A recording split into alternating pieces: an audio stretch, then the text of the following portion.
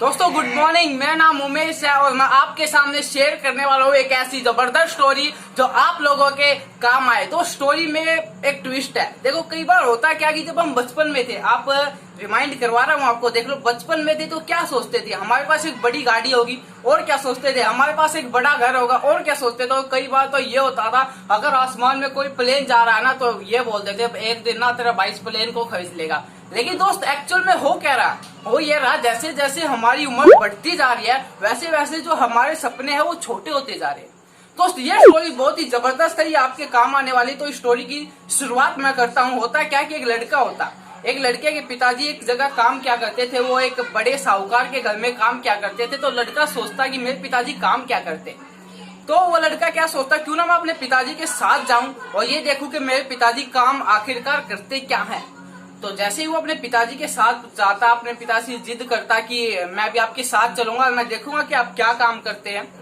तो जैसे ही वो बच्चा उस अपने पिताजी के साथ जाता, वो क्या देखता कि उसके पिताजी उस साहूकार के घर में बड़ी बड़ी गाड़ियों की सफाई किया करते थे। ड्राइवर नहीं थे, सफाई किया करते थे, सिर्फ सफाई।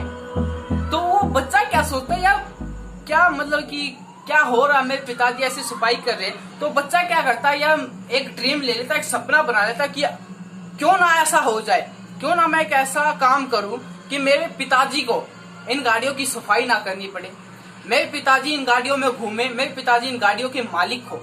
तो वो अपना सपना सोचता, बहुत ही जबरदस्त सपना है इनके, उसके ऊपर विश्वास करता कि मेरे पास ये होगा। तो क्या होता है जब अगले दिन वो स्कूल जाता तो उसकी टीचर उसे एक प्रोजेक्ट देती है, इनके हर स्टूडेंट को एक प्रोजेक्ट देती है और प्रोजेक्ट में लिखने को क्या कहती है, वो कहती है कि आपको अपने सपने लिख के लेके आने हैं और इसके नंबर आपको मिलेंगे और इसी बेस पर आप पास होंगे।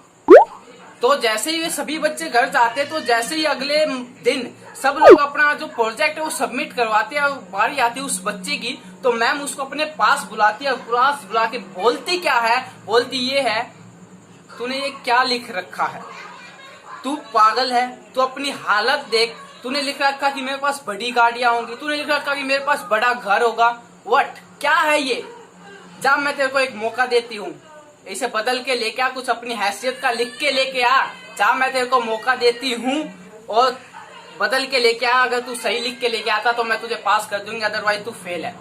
तो बच्चा घबरा जाता एक टाइम, तो वापस जाता, घर जाता, पूरी रात सोचता है, वो सोचता है यार क्या लिखूं। तो क्या ना अगले दिन जाता वही प्रोजेक्ट लेकर अपने टीचर के पास जाता और जाकर रख देता, मैम मैं अपना ड्रीम नहीं बदलने वाला, अगर आपको मुझको फेल करना है तो आप फेल कर दीजिए, लेकिन आपके कारण मैं अपना ड्रीम तो नहीं बदल सकता ना।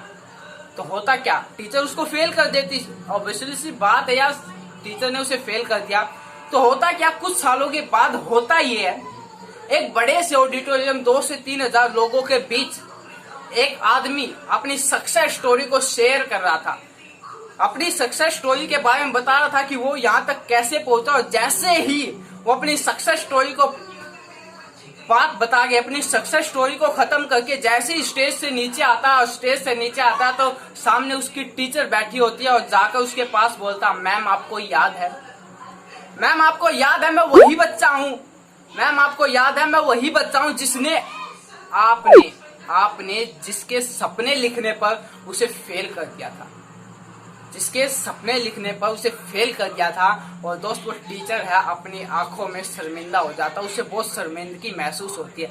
तो दोस्त मैं बस यही कहना चाहूंगा कि अगर आपके सपने हैं, अगर आपको अपने सपनों पर विश्वास है तो अपने सपनों को जगाए रखिएगा। और मैं चाहता हूं कि अगर आपके सपने जगे रहते तो दोस्त आप उनको जरूर पूरा कर लेंगे, जरूर पूरा कर लेंगे। और इसी के साथ बस यही कहना चाहूंगा, अगर आपके सपने जिंदा है तो मैं चाहूंगा अगर आपके सपने जिंदा तो आप अपनी लाइफ में जिंदा, अदरवाइज बिना लक्ष्य के बिना सपने के कोई लाइफ नहीं होती दोस्त। With that thank you so much.